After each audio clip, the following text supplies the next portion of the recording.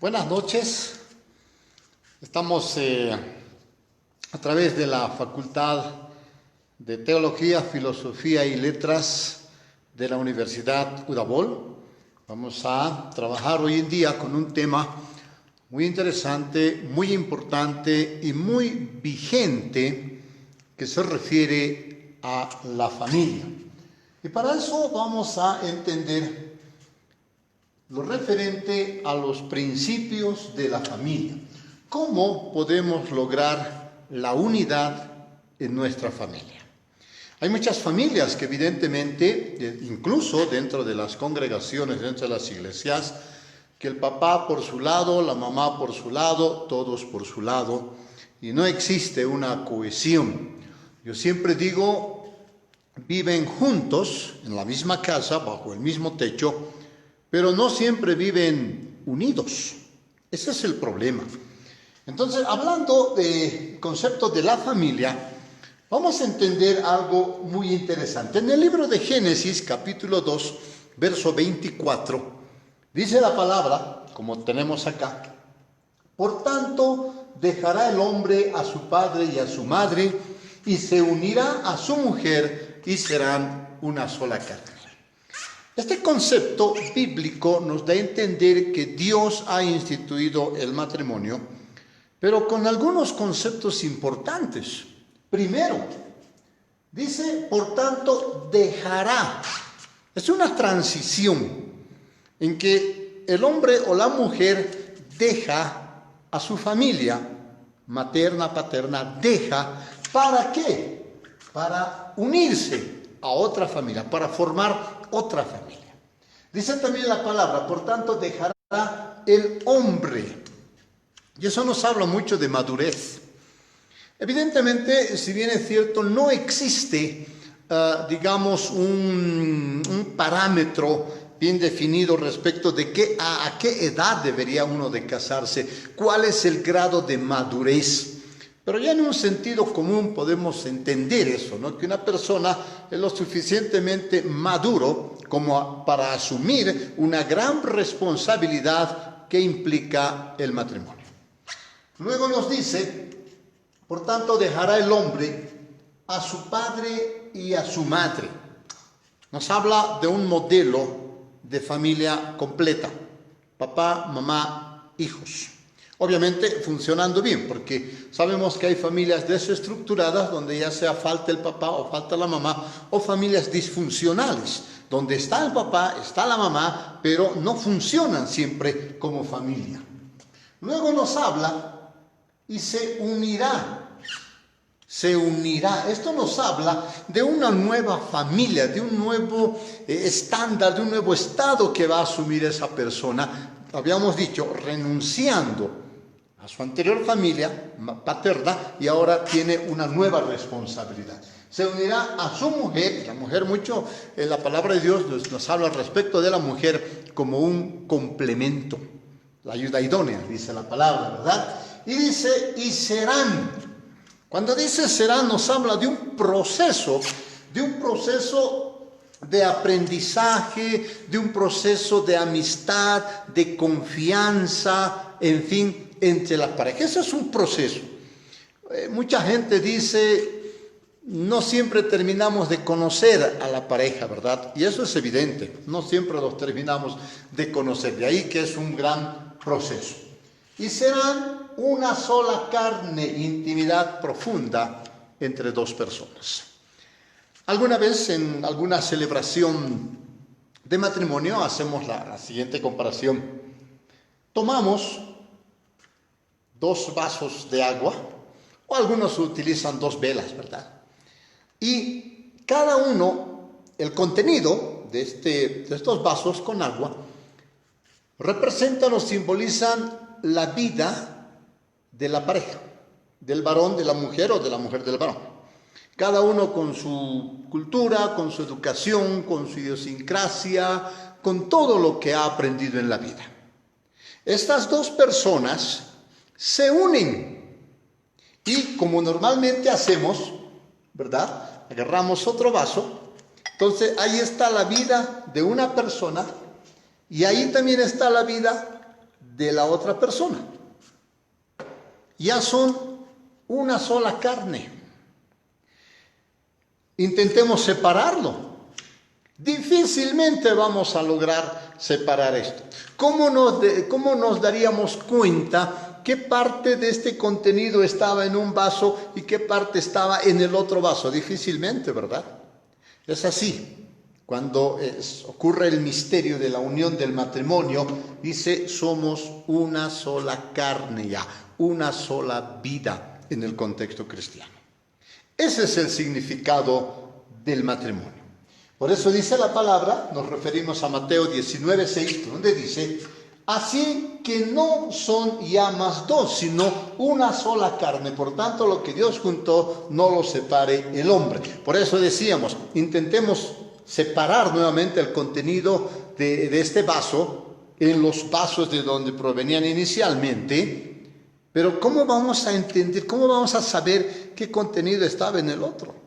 Ya está prácticamente mezclado. De ahí viene el misterio de la unidad, de la unión en el matrimonio.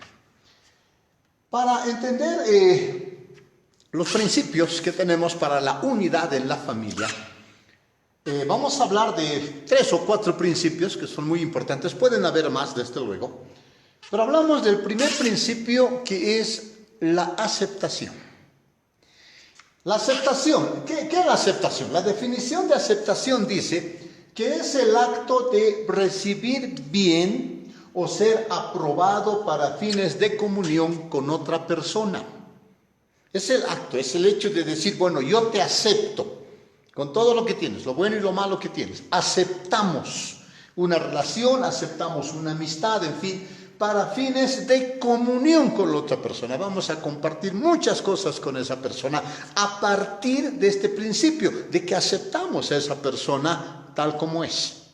Ese es un buen principio, pero este principio está basado también en la palabra de Dios, cuando en el libro de Mateo, capítulo 28, verso 32, nos dice la palabra: este es el primero y grande mandamiento, y el segundo es semejante: amarás a tu prójimo como a ti mismo. ¿Quién es el prójimo? Sabemos que es el más cercano, el próximo, como dice. Y en la familia se da pues precisamente esa proximidad. La persona que está a mi lado, mi esposa, es la más próxima. Estarán mis hijos, son los más próximos. Entonces, el principio de aceptación va a partir de ello. Amar a nuestro prójimo como a nosotros mismos. A la esposa, a los hijos. Ese es un buen principio que nos da respecto de la aceptación. Luego dice, en el libro de Juan, capítulo 13, verso 34, dice la palabra: un nuevo mandamiento les doy, que se amen unos a otros como yo les he amado. Gran mandamiento de parte del Señor. Entonces, la relación de amor tiene que ser con la pareja, con los hijos, ¿verdad? Sin hacer distinción. A veces sucede que el papá o la mamá tiene un preferido dentro de los hijos, porque es varoncito o porque es mujercita, o porque él es más estudioso que ella, o él juega fútbol, patea bien la pelota y el otro no, en fin. Ese tipo de situaciones pueden romper el esquema de la aceptación. Muy peligroso, por cierto, muy peligroso.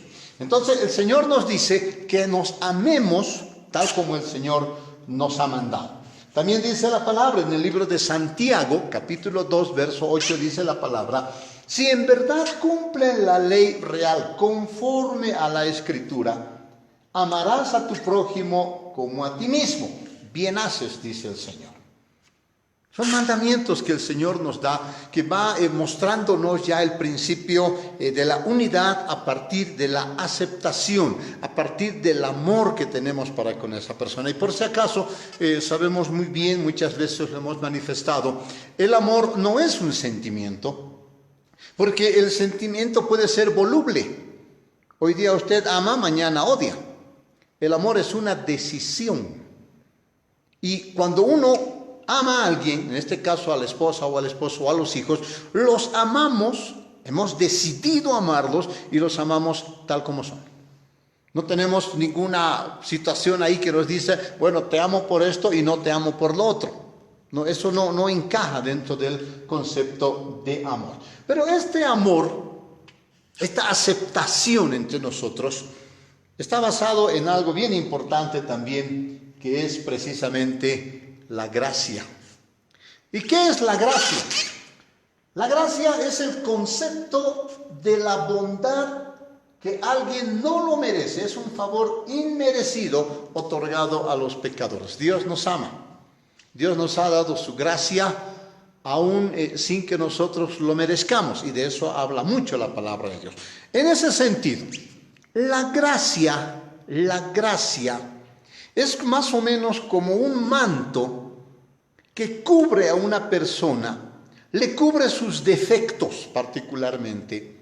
Y nosotros a través de ese manto amamos a la persona sin importar, sin interesar los defectos que tenga esa persona, porque normalmente sucede así, ¿verdad? Desde el punto de vista carnal. Amamos a una persona, entre comillas, por una especie de interés.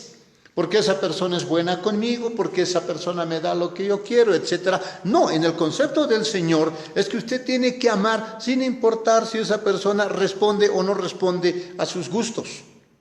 Esa es la gracia, y el Señor nos ama así. El Señor nos ama tal como somos, con todo lo bueno, con todo lo malo que tenemos. Entonces, la aceptación tiene ese principio, y dice la palabra Efesios capítulo 2, 4, 5, para terminar esta parte, dice: pero Dios, que es rico en misericordia por su gran amor con que nos amó, aun estando nosotros muertos en pecados. El amor de mamá, el amor de papá, ustedes saben que es grande.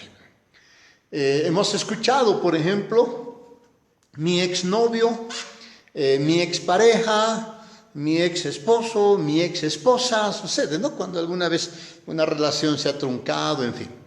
Pero nunca hemos escuchado mi ex hijo, nunca hemos escuchado mi ex mamá, mi ex papá. No existe ese concepto a partir del amor que se tiene con la persona. Así la mamá sea lo que sea, así el hijo sea lo que sea, los amamos, aceptamos sus errores. Y es más, ¿cuántas veces a los papás, a las mamás les ha correspondido cargar los errores de los hijos? ¿Verdad? Entonces, a partir de eso es muy importante que entendamos ese concepto de Dios. Aún, dice la palabra, estando nosotros muertos en pecado, Él nos amó. ¿Cuánto más nosotros? De aceptarnos en la familia. Ese es el principio de la aceptación en la familia. Un principio que nos va a llevar a la unidad, de estar siempre aceptándonos pese a todo lo que nosotros podamos tener. Un segundo principio está referido al equilibrio. ¿Qué es el equilibrio? El equilibrio se define como el contrapeso, la armonía entre cosas diversas, la ecuanimidad, la mesura, la sensatez en los actos o juicios. No nos vayamos a los extremos. Decir siempre no y no y no y no es malo. Pero decir también sí y sí y sí a todo también es malo. Tenemos que ser bastante equilibrados en ese sentido, ¿verdad? Tenemos que tener mucha mesura. De ahí que este principio es muy importante. Ustedes conocen la palabra de Dios en el libro de Eclesiastés, capítulo 3, del verso 1 al 8. Nos habla que todo tiene su tiempo. Hay tiempo de matar, tiempo de morir, tiempo de reír, tiempo de llorar, tiempo de sembrar, tiempo de cosechar, tiempo de coser, tiempo de descoser, etcétera, etcétera. Todo tiene su tiempo. Puede ser que usted hoy se haya alegrado, puede ser que mañana llore, y no es malo, porque todo tiene su tiempo en la vida. Ese equilibrio nos va a permitir entender que en la familia pueden pasar cosas buenas, pueden también pasar cosas malas, ¿verdad? Puede haber tiempos de bonanza, pero puede haber también tiempos de escasez. Entonces, en esa situación, la familia tiene que estar unida. No solamente cuando las cosas van bien, vamos a estar unidos en la familia. Y cuando las cosas van mal, vamos a deshacernos, cada quien se va a ir por su lado. No, de ninguna manera. Más al contrario, quizás en ese momento tenemos que estar más unidos. También dice la palabra en el mismo libro de Eclesiastés, capítulo 7, verso 16. No seas demasiado justo, ni seas sabio con exceso, porque habrás de destruirte, dice la palabra. Lo que hace un momento decíamos, el equilibrio. No es nomás dejar que las cosas sucedan, o en extremo de evitar que las cosas sucedan. Tiene que haber un equilibrio. Incluso la forma de castigo, la forma de llamada de atención para con los hijos particularmente, ¿verdad? Entonces, la Biblia nos habla mucho de eso. El libro de Efesios nos dice que papás, no exasperéis a vuestros hijos, habla, ¿verdad? Entonces tenemos que tener también un justo juicio en esa situación. Eso es muy importante cuando estamos hablando, lo decíamos, en el principio segundo, el principio del equilibrio. Otro principio que es muy importante es el principio de la sinceridad. En el hogar de donde yo vengo, nunca teníamos una llave en la casa, a excepción de la llave de la puerta de calle, por ejemplo, o del departamento donde vivíamos. Pero después no había llaves en el ropero, no había llaves en los cajones, no había nada, porque uno estaba, digamos, en esa marcada confianza de que nadie podía tomar nada de lo que no es suyo, ¿verdad? Las habitaciones de mis hermanos siempre estaban abiertos, ¿no? Papá tenía la autoridad, la prerrogativa de agarrar el bolsón, la mochila, qué sé, y verlo con toda, digamos, confianza, porque no teníamos nada que ocultar. Papá, mamá entraban a la habitación de cualquiera de nosotros con toda confianza, porque no teníamos nada que ocultar. Y en eso se basa precisamente este principio de sinceridad. ¿Qué es la sinceridad? La sinceridad está definida como la franqueza de mente e intención, libre de simulacro, fingimiento o hipocresía. Somos realmente auténticos. Ese es un hermoso principio. A veces sucede que el hijo, la hija tiene una novia, tiene un novio, todo el barrio lo sabe y al último se llega a enterar la mamá y el papá. Debería ser al revés. Nosotros, dentro ya de estos principios, por ejemplo, en la iglesia, cuando vemos un acercamiento entre algún joven y una señorita, las charlas muy recurrentes, etcétera, etcétera, lo primero que decimos es, ¿sabe tu papá? ¿Sabe tu mamá?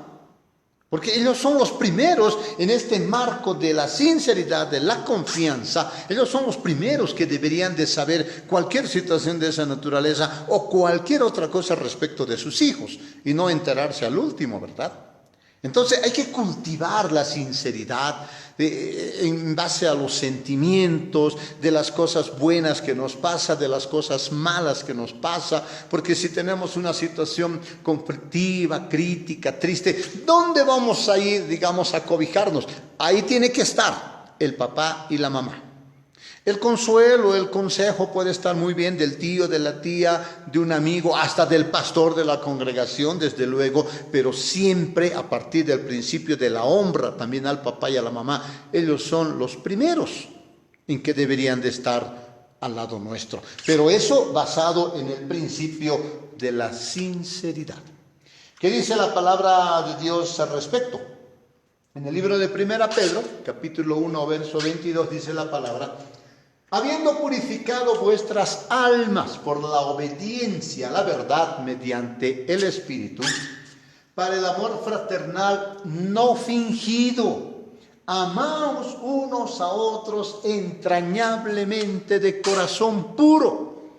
Entonces, el amor que yo demuestro hacia mi pareja, hacia mis hijos o hacia mis padres, tiene que tener este contenido: amaos unos a otros entrañablemente de un corazón puro, de un corazón sincero. Eso es lo que quiere Dios para trabajar en este principio que es la sinceridad. Podamos decirnos algunas cosas tal vez, pero de manera enmarcada en amor, pero de manera sincera, de manera honesta, sin estar fingiendo, sin estar, como alguien dice, haciendo buena letra para conseguir algo. De ninguna manera, ese no es el objetivo. También dice la palabra en el libro de Primera de Juan, capítulo 3, verso 18, dice: hijitos míos, no amemos de palabra ni de lengua, sino de hecho y en verdad.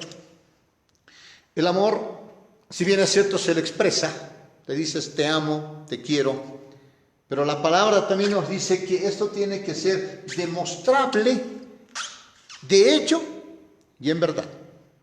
¿Cómo podemos demostrar nuestro amor?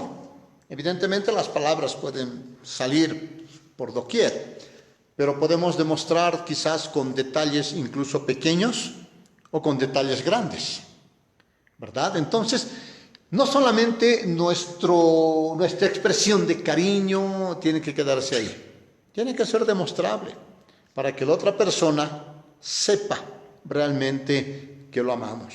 Y estamos hablando al interior de la familia. Estamos refiriéndonos a la relación de pareja y a la relación de padres, hijos, hijos y padres, que eso es muy importante también. Luego nos dice la palabra en el libro de Romanos, capítulo 12, verso 9. Dice la palabra: el amor sea sin fingimiento, aborreced lo malo, seguid lo bueno. La expresión de cariño, de amor que tengamos en la familia tiene que tener ese contenido, sin fingimiento, de manera honesta, sincera. Perdón. Alguna vez decíamos respecto de evitar el fingimiento, de la honestidad. Y alguien decía que la honestidad es la sumatoria de lo que yo digo más lo que yo pienso, más lo que yo hago, tiene que ser igual. No puedo yo hacer algo X y pensar de manera Y. Difícilmente, no encaja, no cuadra. Entonces, lo que yo digo, lo que yo hago y lo que yo pienso es igual. Ahí está basado el principio de la honestidad. Si yo digo que amo, que respeto, que honro a mi papá, a mi mamá, lo digo, lo expreso, mis acciones también tendrán que demostrar eso. Y más aún mis pensamientos. Y los pensamientos los conoce el Señor. Entonces, el principio de sinceridad al interior de la familia es vital. Es fundamental para un buen relacionamiento entre los miembros de la familia y obviamente fortalecer el principio de la sinceridad. Otro principio, a mí me agrada este principio, es el principio de la pasión. Apasionarse por su familia. A la final, alguna vez decíamos, si uno se casa, es porque quiere estar pues con la esposa a su lado. ¿Recuerdan cuando usted estaba noviando? Caramba, no queríamos separarnos, ¿no? de la novia, de la enamorada. Queríamos estar constantemente con ella, queríamos ir a todo lado con ella, la llamábamos en la noche, le buscábamos en la mañana, a mediodía, aunque para cualquier cosa la llamábamos, la buscábamos, queríamos estar a su lado. Pero pareciera que cuando uno ya se casa, queremos más bien evitar la presencia de la pareja. No, eso hay que mantenerlo. Esa búsqueda de la compañía, del afecto, del cariño, del mimo, etc. Hay que buscar. Y esa es la pasión. Apasionese por su pareja. Apasionese por sus hijos. ¿Qué es la pasión? La pasión es cuando todo tu ser vibra, siente, se entusiasma y hasta padece por una idea o un proyecto. ¿Alguna vez usted ha esperado a la novia que le dijo que vendrá a las 5 de la tarde y apareció a las 7 de la noche por alguna razón? Y ese día muy tarde empezó a llover y usted seguía parado ahí en la esquina esperando pese a la lluvia, al frío y todo aquello. Claro, porque estuvimos apasionados, sabiendo que va a llegar, no importa si va a tardar 1 hora, 2 horas, pero yo voy a estar firme acá, apasionado de que va a venir. Esa es la pasión y no tenemos que perderlo, desde luego. De ahí viene el concepto de la pasión de Cristo, porque Cristo atravesó una pasión, sufrió, pero obviamente Él lo hizo por cada uno de nosotros, ¿verdad? Esa es la pasión, esa es la pasión. Entonces, tenemos que hablar de una pasión por la familia. Sí, por la familia. Dice la palabra en el libro de Lucas, capítulo 10, verso 27, dice: amarás al Señor tu Dios con todo tu corazón y con toda tu alma y con todas tus fuerzas y con toda tu mente, y a tu prójimo como a ti mismo. ¿Cómo usted se ama? Uno se mira al espejo y trata de estar lo más presentable posible, el aseo diario, porque tenemos que estar bien. Si tenemos alguna dolencia, alguna patología en el cuerpo, inmediatamente recurrimos a un médico, etcétera, etcétera. Nos cuidamos, nos protegemos. Entonces, eso nos dice el Señor. Ama también con toda tu fuerza, con toda tu emoción, a tu prójimo como a ti mismo. En este caso, en la familia. ¿Cómo amamos a nuestros hijos? A veces, una vez un niño que agarró la agenda del papá, bueno, ahora ya utilizan más celulares, ¿no? Y le dice: papá, ¿de quiénes son estos nombres y números de teléfono? Y el papá le dice: estos son de gente importante. Y el hijo le dice: ¿y papá, yo estoy ahí? Imagínese qué cara puso el padre, porque evidentemente no estaba el nombre del hijo ahí, pero era gente importante para él. ¿Hasta qué punto es importante sus hijos? ¿Hasta qué punto es importante la esposa o el esposo en su vida? Muchas veces dejamos a la familia, dejamos al hijo, ¿para qué? Por cuestiones de trabajo, por cuestiones de diversión, por cuestiones de atender otro tipo de cosas, que no está mal. Pero tenemos que pensar primeramente en la familia. Hace un momento les decía, cuando uno está noviando, enamorando, quiere estar siempre al lado de la pareja, pero después se casan, pareciera que hay un rechazo, queremos hacer nuestras cosas solos. Y alguna vez algún pastor decía: ¿para qué se casan si no quieren estar solos? ¿Para qué se casan si quieren seguir estando solos?, decía el pastor. Y tenía mucha razón, ¿verdad? Tenía mucha razón. ¿Para qué tenemos hijos si no los queremos atender, si no queremos jugar con ellos, si no queremos ir al parque con ellos? Apaciónese por su familia. Apaciónese así con la esposa, con el esposo, cuando usted estaba noviando. Apaciónese con sus hijos cuando nacieron, cómo los agarrábamos cuando nacieron los bebecitos, jugábamos con ellos y les tomábamos fotos de todo lado, en fin. Porque había sido también nomás un tiempo con los hijos, ¿verdad? Después los hijos toman su camino. Apaciónese por ellos, por eso decíamos el tema de la familia. Apaciónese por su papá, por su mamá. ¿Qué dice la palabra? Honra a tu padre y a tu madre, que es el primer mandamiento con promesa, para que te vaya bien y seas de larga vida sobre la tierra, dice la palabra en el libro de Efesios capítulo 6, verso 2-3. ¿Qué tanto atiende usted a su papá, a su mamá? En una ocasión, recuerdo que tenía mi primer trabajo,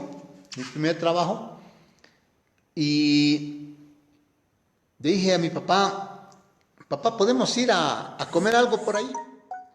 Y bueno, dice papá, vamos. Fuimos solamente papá y yo. Y fuimos a comer un platito que a él le agradaba bastante. Era un fricasé. Y a papá le gustaba la bicervecina.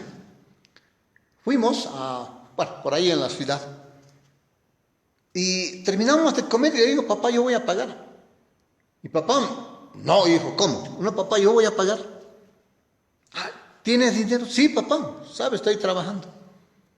Y vi una satisfacción enorme en el rostro de mi padre.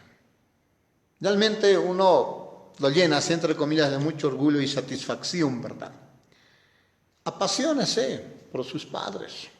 Atiéndalo a sus padres, más aún cuando son mayores. A veces nos olvidamos de ellos, pensamos que es una carga cuando son mayores. Pensamos que, bueno, yo tengo mi familia, tengo mi esposa, tengo mis hijos, a los papás a un lado. No, apasionese por ellos, atiéndalos a ellos. Y más aún cuando son mayorcitos ya, ¿verdad? Pero igual, salga con el papá, vayan a esto, vayan a aquel lado, en fin, lo mismo con la mamá, desde luego. Por eso dice el Señor, honra a tu padre y a tu madre, porque la honra implica eso, cariño, obediencia, atención para con el papá. Recuerde, el mundo gira, el mundo da vueltas. Algún día usted va a ser también papá, va a ser también mamá. Apaciónese, hace un momento le decía, por sus hijos. En el libro de Efesios capítulo 6, verso 4 dice la palabra: y vosotros padres no provoquéis a ira a vuestros hijos, sino criarlos en disciplina y amonestación del Señor. Sea justo, sea sabio. La Biblia evidentemente nos habla de la vara, ¿verdad? Respecto de corregir ciertas actitudes de los hijos. Pero alguna vez escuché a un siervo del Señor, él decía, sí, evidentemente yo uso la vara, o he usado la vara con mis hijos, pero no ante cualquier situación. Él usaba la vara particularmente en actitudes de rebeldía, y no en errores. Como hijos hemos cometido varios errores en la vida, nos hemos equivocado muchas veces, ¿verdad? Y ahí el papá dice, yo no usaba la vara, y obviamente había una reprimenda, había alguna cuestión así por una acción que ha hecho el hijo de manera equivocada. Pero cuando estamos hablando de rebeldía, ahí sí, decía este siervo, aplico la vara. Entonces tenemos que ser también muy sabios. Y usted sabe de dónde viene la sabiduría, viene de Dios. La palabra de Dios dice, pídale sabiduría, y Él es grande en darnos la sabiduría para justamente poder educar, guiar, conducir la vida de nuestros hijos también. También dice, en el libro de Deuteronomio, capítulo 6, versos 6 y 7, dice la palabra: y estas palabras que te mando hoy estarán sobre tu corazón, y las repetirás a tus hijos y hablarás de ellas estando en tu casa y andando por el camino y al acostarte y cuando te levantes. ¿Cómo usted prepara a sus hijos para enfrentar la vida? ¿Les enseña cosas rudimentarias? Hemos conocido de hijos, jóvenes, adolescentes, que muchas veces no saben agarrar el martillo. No saben qué hacer cuando se quema el foco o hay un cortocircuito por ahí. No saben, y eso no se enseña en el colegio, a menos que vaya a un curso, en fin. Pero son cosas que el papá debería de orientar a nuestros hijos, y más aún en las cosas espirituales de la vida, más aún en la educación. Hemos escuchado muchos papás sin ser profesionales, sin ser muy cultos, tenían sus principios. Hijo, no, algo que decían los papás, recuerdo siempre, dice, hijo, cuando vayas a visita y te invitan a un almuerzo, te dicen, ¿quieres más? Por más que tengas hambre, vas a decir, no, está bien, gracias. Enseñaban ese tipo de cosas, enseñaban, tienes que saludar siempre a las personas mayores, ¿verdad? Entonces, ese tipo de cosas hace que nosotros como padres tal vez nos apasionemos por nuestros hijos. Una frase que es muy recurrente en muchos papás, y dicen, yo quisiera, dicen, ¿no?, que mis hijos sean mejores que yo. Lo hemos escuchado a varios padres, a varias personas, y está bien porque para eso uno se esfuerza, sacrifica, se trabaja para que sus hijos sean mejores que uno, pero no solamente es un deseo. Y ahí viene la pregunta, ¿qué está haciendo usted para que su hijo sea mejor? ¿Qué estamos haciendo? Muchas veces nada. Muchas veces se queda en un deseo de que mis hijos sean mejores que yo. Hágalo. Y a eso se refiere la palabra cuando dice, lo que el Señor nos está enseñando, tenemos que también transmitir a nuestros hijos las repetirás a tus hijos. Las cosas buenas que tal vez nuestros padres nos han enseñado, transmitimos a nuestros hijos. Dice, hablarás de ellas estando en tu casa, andando por el camino, al acostarte, cuando te levantes. Todo momento es oportuno para enseñar a nuestros hijos, para guiar a nuestros hijos. Y ahí sí, vamos a tener, creo, la satisfacción de un día ver a nuestros hijos realizados y diremos, Señor, misión cumplida. Porque también creo va a ser, si nos vamos al otro extremo, cuando nuestros hijos vayan de fracaso en fracaso. Eso es producto de lo que nosotros hemos hecho. Por lo tanto, apasionese por sus hijos. Quiéralos a sus hijos, ámelos a sus hijos, pero no solamente de palabra, sino también de hecho. Sino también sea usted su mentor, sea usted el que les guía, el que les orienta. Apasionese, ámelos a sus hijos. Estos son algunos principios de la familia que van a lograr la unidad en la familia. Habíamos hablado de la sinceridad, habíamos hablado de la aceptación, hemos hablado de la pasión, hemos hablado de cosas tan importantes, quizás sencillas, pero hágalo. Y vamos a tener, obviamente, familias fortalecidas, vamos a tener familias que realmente estén unidas, y así se logra también una iglesia unida, se logra una sociedad unida. Pedimos a Dios que realmente a todo papá, a toda mamá pueda darle toda la sabiduría, la fortaleza, la valentía, porque ellos son los conductores en todo esto para lograr ese objetivo a nivel de toda la familia. Vamos a orar por todas las familias. Señor Dios, Padre, en el nombre de Jesús, queremos darte gracias en este momento por todas aquellas personas que están viendo a través de este canal. Y Señor, que esta palabra tuya puede entrar al corazón, a la mente de cada uno de ellos, del papá, de la mamá, de los hijos, en la búsqueda de la unidad de la familia, Señor. Dios, sabemos que hay muchas familias que viven juntos en la misma casa, pero no siempre están unidos. Cada quien se busca la vida.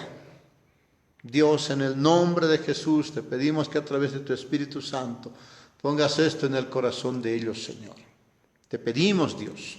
Te pedimos, Señor, por cada papá, por cada mamá, que realmente ellos puedan cumplir el rol que se ha establecido respecto de ser sustentadores de la familia, respecto de ser guía, respecto de ser orientadores, motivadores. También te pedimos por los hijos, que los hijos realmente agarren ese principio de honrar papá y mamá, porque tu palabra dice que es el primer mandamiento con promesa para que les vaya bien. Señor, en el nombre de Jesús queremos hijos que honren al papá y a la mamá, porque eso les abrirá las puertas a la bendición. Gracias, Señor, por cada familia. Te pedimos por la unidad. Gracias, Señor, por este tiempo también, y a través de este medio podemos llegar con tu palabra a todas las personas que nos están viendo. En el nombre del Padre, del Hijo, del Espíritu. Amén. Gracias por acompañarnos. A nombre de la congregación Vida Nueva, les agradecemos y les invitamos también a participar de nuestros servicios. Que Dios lo bendiga y permiso.